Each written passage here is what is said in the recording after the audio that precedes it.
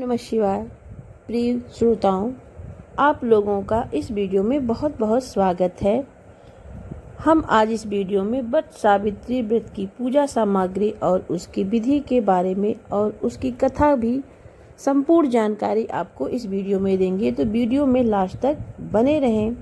अगर आपकी भी पति की उम्र बढ़ानी है तो सावित्री माता ने क्या किया, एक अमावस्या, एक वट वृक्ष और एक स्त्री की दृढ़ता जो मौत को भी टाल सकती है, पूरी कहानियों जरूर सुनिएगा। व्रत को हिंदू धर्म के सबसे महत्वपूर्ण व्रतों में और प्रभावशाली व्रतों में गिना जाता है और इस व्रत को सुहागन महिलाएं अखंड सौभाग्य और सुखी दाम्पत्य जीवन की कामना से करती हैं। इस दिन विवाहित महिलाएं वट वृक्ष यानी बरगद के पेड़ का पूजन करती हैं। बहुत सारी जगह इस दिन महिलाएं पूरे दिन निर्जला उपवास भी रखती हैं और इस व्रत को ज्येष्ठ मास की अमावस्या तिथि पर, कुछ जगह पर ज्येष्ठ मास की पूर्णिमा को वट सावित्री का व्रत रखा जाता है। माना जाता है कि जैसे देवी सावित्री ने इस व्रत के पुण्य से अपने पति के प्राण यमराज जी से वापस लिए थे, वैसे ही इस व्रत को करने वाली सभी महिलाओं को अखंड सौभाग्य की प्राप्ति होती है। आज की इस वीडियो में आपके साथ वट सावित्री की पूजा के शुभ मुहूर्त और पूजन सामग्री के बारे में जानकारी शेयर करने वाली हूँ। अगर आपको यह जानकारी हमारी अच्छी लगे तो वीडियो को लाइक करना और चैनल को सब्सक्राइब करना। जो भी स्त्री श्रद्धा, भक्ति और विश्वास के साथ वट सावित्री व्रत करती है, उसके जीवन में सुख, शांति और अखंड सौभाग्य बना रहता है। माता सावित्री की पूजा हमको अवश्य करनी चाहिए। तो इस वीडियो में हम आप लोगों को वट सावित्री व्रत क्यों किया जाता है, सबसे पहले इसके बारे में जानकारी देंगी। वट सावित्री व्रत सुहागिन महिलाओं का अत्यंत पवित्र और फलदायी व्रत माना जाता है। यह व्रत पति की लंबी आयु, सुख, समृद्धि और अखंड सौभाग्य की प्राप्ति के लिए किया जाता है। इस दिन महिलाएं वट वृक्ष, बरगद के पेड़ की पूजा करती हैं और माता सावित्री तथा सत्यवान की कथा श्रद्धा से सुनती हैं।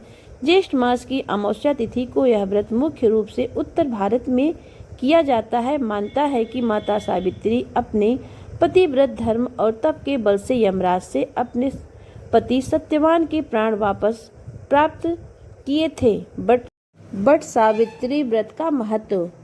इस व्रत को करने से पति की आयु लंबी होती है, वैवाहिक जीवन सुखमय बनता है, परिवार में सुख शांति आती है, स्त्रियों को अखंड सौभाग्य का आशीर्वाद मिलता है, संतान सुख तथा समृद्धि प्राप्त होती है।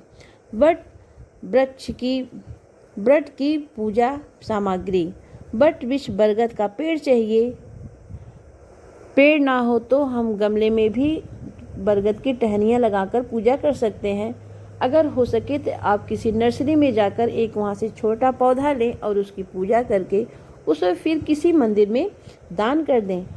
फिर हमको जल से भरा लोटा चाहिए, रोली, हल्दी, कुमकुम, अक्षत, फूल एवं माला, भीगा हुआ चना, मिठाई एवं फल, धूप, दीप, कच्चा सूत या रक्षा सूत्र, सावित्री सत्यवान की तस्वीर चाहिए, पान, सुपारी, लाल चुनरी। वट सावित्री व्रत विधि। सुबह ब्रह्म मुहूर्त में उठकर स्नान करें और स्वच्छ वस्त्र धारण करें। सुहागिन महिलाएं 16 श्रृंगार करें। संकल्प लें, विष्णु भगवान, माता सावित्री और वट वृक्ष का स्मरण करके पति की लंबी आयु हेतु व्रत का संकल्प लें। वट वृक्ष के पास जाकर जल अर्पित करें, रोली, अक्षत, फूल चढ़ाएं और दीपक जलाएं। वट वृक्ष की 7 बार परिक्रमा करें और कच्चा सूत लपेटें। प्रत्येक परिक्रमा में पति की समृद्धि की प्रार्थना करें। वट सावित्री व्रत की कथा सुनें या पढ़ें। पूजा के बाद आरती करें और गरीबों को दान दें। तो हमको जो है बरगद के पेड़ की पूजा अवश्य करनी चाहिए। अगर बरगद का पेड़ उपलब्ध ना हो सके, शहरों में तो थोड़ा मुश्किल होता है, गांव में आसानी से उपलब्ध हो जाता है, तो आप तुलसी माता का वृक्ष की पूजा भी बरगद का स्मरण करके कर सकती हैं। प्राचीन समय में मध्य देश में अश्वपति नाम के एक प्रतापी राजा राज्य करते थे। उनके पास धन, वैभव और यह सब कुछ था, लेकिन संतान नहीं थी। संतान प्राप्ति के लिए उन्होंने वर्षों तक माता सावित्री की कठोर तपस्या की। माता प्रसन्न हुई और वरदान दिया कि राजा के घर एक तेजस्विनी कन्या जन्म लेगी। कुछ समय बाद राजा के यहाँ एक सुंदर कन्या का जन्म हुआ जिसका नाम सावित्री रखा गया। सावित्री अत्यंत रूपवती, गुणवान और तेजस्विनी थी। जब विवाह योग्य हुई तो राजा ने उनसे योग्य वर चुनने को कहा। सावित्री वन वन घूमकर सत्यवान नामक राजकुमार को अपना पति चुन लाई। सत्यवान बहुत धर्मात्मा, वीर और माता पिता भक्त थे, लेकिन वे वन में रहने वाले निर्धन राजकुमार थे। जब महर्षि नारद ने यह सुना तो उन्होंने राजा अश्वपति से कहा, सत्यवान सतगुण संपन्न है, परंतु उसकी आयु बहुत कम है। विवाह के 1 वर्ष बाद उसकी मृत्यु निश्चित है। यह सुनकर राजा चिंतित हो गए और सावित्री को समझाने लगे, परंतु सावित्री ने कहा, आर्य कन्या जीवन में केवल एक बार पति का वरण करती है। मैंने सत्यवान को पति मान लिया है। अंततः दोनों का विवाह हो गया। विवाह के बाद सावित्री अपने पति और सास ससुर के साथ वन में रहने लगी। धीरे धीरे वह दिन निकट आने लगा जिस दिन सत्यवान की मृत्यु निश्चित थी। सावित्री ने 3 दिन पूर्व से कठोर व्रत और तप आरंभ कर दिया। जिस दिन सत्यवान की आयु समाप्त होने वाली थी उस दिन सत्यवान लकड़ियां काटने वन में गए। सावित्री भी उनके साथ चली गई। वन में कार्य करते समय अचानक सत्यवान के सिर में तेज पीड़ा हुई। वे सावित्री की गोद में सर रखकर लेट गए और कुछ ही क्षणों में उनके प्राण निकल गए। उसी समय यमराज वहां प्रकट हुए और सत्यवान के प्राण लेकर दक्षिण दिशा की ओर चल पड़े। सावित्री भी उनके पीछे पीछे चलने लगी। यमराज ने कहा, देवी अब लौट जाओ, यह संसार का नियम है। सावित्री ने विनम्रता से कहा, जहाँ तक मेरे पति जाएंगे वहाँ तक मैं भी जाऊंगी। पत्नी का धर्म पति के साथ रहना है। सावित्री की बुद्धिमत्ता और पतिव्रत धर्म से यमराज अत्यंत प्रसन्न हुए। उन्होंने एक वरदान मांगने को कहा। सावित्री ने पहले अपने सास ससुर की आंखों की रोशनी और राज्य वापस मांगा। यमराज ने वरदान दे दिया। कुछ दूर चलने के बाद यमराज ने दूसरा वरदान दिया। सावित्री अपने पति के लिए 100 पुत्रों का वर मांगा। यमराज ने वह भी दे दिया। फिर तीसरा वरदान देने लगे। सावित्री ने कहा, मुझे सत्यवान से 100 पुत्र प्राप्त हों। यमराज तथास्तु कह चुके थे, परंतु बिना पति के यह वरदान पूरा नहीं हो सकता था। तब यमराज को अपनी भूल का एहसास हुआ। सती की पतिव्रता, शक्ति, भक्ति और बुद्धिमानी से प्रसन्न होकर यमराज ने सत्यवान के प्राण वापस लौटा दिए। सत्यवान जीवित हो उठे। उनके सास ससुर को पुनः राज्य प्राप्त हुआ और उनका परिवार सुख समृद्धि से भर गया। तभी से वट सावित्री का व्रत महत्व संसार में प्रसिद्ध हो गया। तो प्रेम से बोलिए सावित्री माता की जय। अब हम आप लोगों को आरती भी इसकी गाकर सुनाएंगे। ओम जय बट सावित्री माता मैया, जय बट सावित्री माता, पति सुख देने वाली, संकट हरने वाली।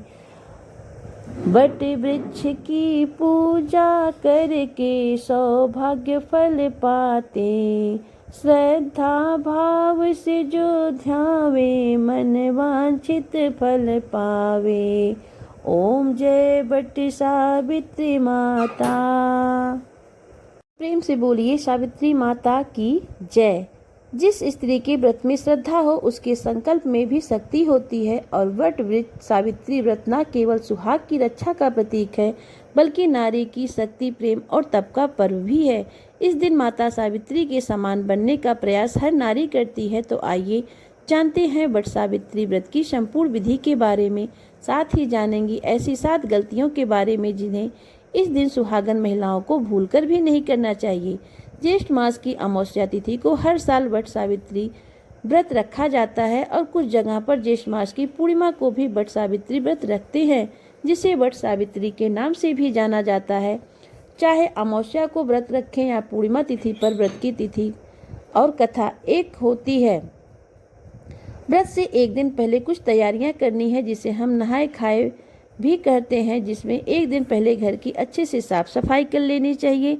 लहसुन प्याज का त्याग करके हमको तामसिक भोजन नहीं करना चाहिए और सभी पूजन सामग्री को इकट्ठा हमको कर लेना चाहिए पूजा से एक दिन पहले, जिसमें रोली, मौली, अक्षत, सिंदूर, चूड़ी, बिंदी यानी सुहाग की जो सामग्री है। अगले दिन पूजा में आप जो भी वस्त्र पहनने वाली हैं उसके साथ साथ सत्यवान सावित्री की मूर्ति या फिर तस्वीर, जल का कलश, धूप, दीप, मिठाई, काने चने भिगोकर रख लें, क्योंकि अगले दिन परिक्रमा करते समय इन काले चनों का प्रयोग किया जाता है। इसके अलावा कच्चा दूध, जल और ब्राह्मण या सुहागिनियों को दान देने के लिए वस्त्र दक्षिणा, सुहागिनियों को या किसी ब्राह्मणी को दान देने के लिए सुहाग की सामग्री भी एक महत्वपूर्ण पूजा का सामग्री है। एक दिन पहले आपको मन में यह भाव रखना है कि कल का दिन मेरी श्रद्धा, भक्ति और मेरी पूजा का दिन है। इस व्रत में क्योंकि बरगद वट के पेड़ की पूजा की जाती है, तो आसपास जहाँ कहीं भी वट वृक्ष हो वहाँ जाकर आपको अगले दिन व्रत की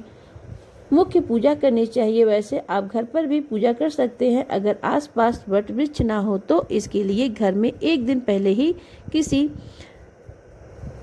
मंदिर में जहाँ पे बरगद का पेड़ हो वहाँ पर भी जाके आप सावित्री व्रत कर सकते हैं। जानकारी, अगर आपको यह वीडियो अच्छा लगा हो तो वीडियो को लाइक करना, चैनल को सब्सक्राइब करना, और अगर इस व्रत से जुड़ी हुई और कोई जानकारी आपको हमसे जाननी है तो कमेंट में अवश्य लिखिएगा।